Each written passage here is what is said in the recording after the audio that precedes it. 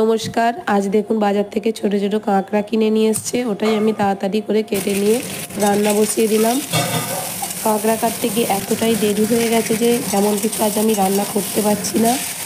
সবজি দিয়ে মাছ দিয়ে ঝোল করছি আর কাঁকড়া দিয়ে আলু বেগুন দিয়ে ঝাল করছি। এই যে দেখুন ঝোলটা আমার হয়ে গেছে, এবার কাঁকড়ার ঝালটা বসিয়ে দিচ্ছি।